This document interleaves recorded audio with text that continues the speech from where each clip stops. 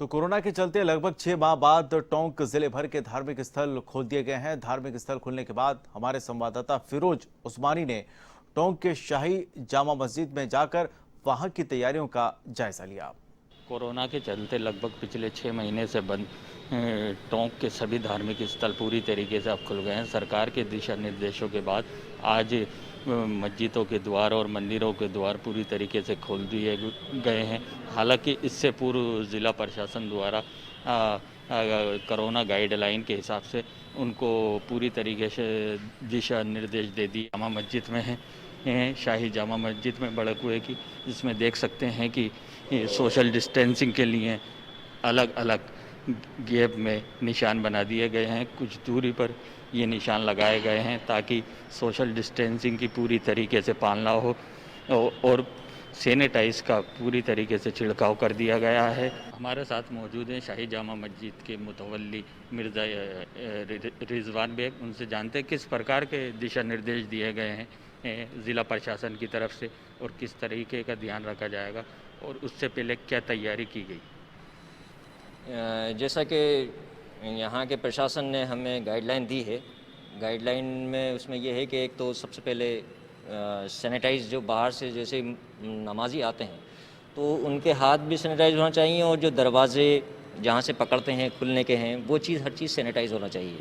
Main चीज़ ये है, अंदर बाहर जहाँ पे भी सैनिटाइज़र ज़रूरी है। जैसे अपने ये मस्जिद का सहन है ये भी हम सैनिटाइज़ करेंगे, इसको भी इस पे अभी हमने अभी इस पे सैनिटाइज़ करवाया इस जगह को, क्योंकि ये 5 वक्त की नमाज़ यहाँ पर होती है तो हमने इसको सैनिटाइज़ हर 5 नमाज से पहले, हर नमाज 5 वक्त की नमाज से पहले इसको सैनिटाइज़ करेंगे। तो ये थे रिजवान बेग, जिनका साफ तौर पे कहना है कि सोशल डिस्टेंसिंग और सरकार की जो भी गाइडलाइन है उसका पूरी तरीके से पालन किया जाएगा। आज मस्जिद के द्वार खोली दिए गए हैं, इसके बाद अब नमाजी भी आना धीरे धीरे चालू हो गए क्योंकि नमाज का समय। ऐसे में एक नमाजी हमारे साथ है। जी, मैं नमाजी के साथ साथ सेक्रेटरी भी हूँ जामा मस्जिद का, और हम हर उस बात का ध्यान रख रहे हैं कि किस तरह से हम जो है इस वायरस को फैलने से रोकें और पब्लिक का इसमें डिफेंस कर सकें। सबसे पहले तो इसमें मैं शुक्रगुजार हूँ एडमिनिस्ट्रेशन का कि उन्होंने आज हमारी मस्जिदों को और मंदिरों को जो खोल दिया, इसके लिए हम उनके आभारी हैं, शुक्रगुजार हैं। सबसे बढ़कर रोल जो है हमारे इमाम साहब का रहेगा यहाँ पर कि वो हर नमाज में ये ऐलान करेंगे कि आपको क्या सावधानियाँ बरतना है। अब जैसे कि मस्जिद की सावधानियाँ हैं वो तो ये हैं कि जो हमारा होस्ट था हमने उसको बिल्कुल खाली कर दिया है, क्योंकि उससे फैलने के चांसेस ज़्यादा होते हैं, सबके उसमें हाथ जाते हैं। सबसे पहले तो मस्जिद में जो आदमी एंट्री कर रहा है तो गेट के ऊपर ही हमने उसका इंतज़ाम किया है कि वो वहाँ से अपने आप को सैनिटाइज़ करके अंदर आए हो। और इसके अलावा जो हम नमाज जो पढ़ेंगे उसमें हमें विशेष ध्यान ये रखना है कि सोशल डिस्टेंस रहे, जमात का भी, कि जैसे हम पहले तो बराबर में खड़े होकर नमाज़ पढ़ा करते थे, लेकिन अब हम बराबर में खड़े होकर 2-2 मीटर का हमारा एक दूसरे के दरमियान कम से कम 2-2 मीटर का हमारे कम से कम गैप रहेगा। और हर नमाज से पहले इसको जहाँ नमाज जैसे जमात खाने में डेली नमाज होती है, जुमे को पूरी मस्जिद में नमाज होती है, तो हम नमाज से पहले हर नमाज से पहले इसको कर रहे हैं। जैसे आज भी इसको 2-3 टाइम में इसको सैनिटाइज कर चुके हैं अंदर वाली जगह को।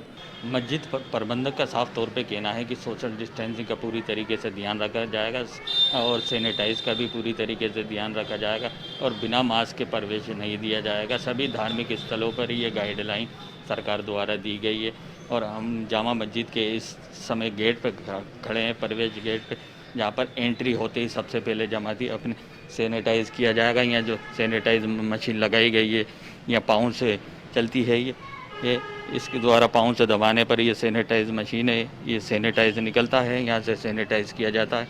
और इसी तरीके से सबसे बड़ी बात जो है यहाँ के वज़ू पे पूरी तरीके से पाबंदी है। अगर कोई नमाजी यहाँ नमाज़ पढ़ने आता है तो घर से ही वज़ू करके आएगा, और अगर कोई बिना मास्क के आ भी जाता है तो यहाँ मस्जिद में ये सुविधा दे दी गई है कि यहीं से ही वो मास्क लगाए और उचित दूरी पर जो निशान बनाए गए हैं मस्जिद में उचित दूरी बनाकर ही ये नमाज अदा की जाए।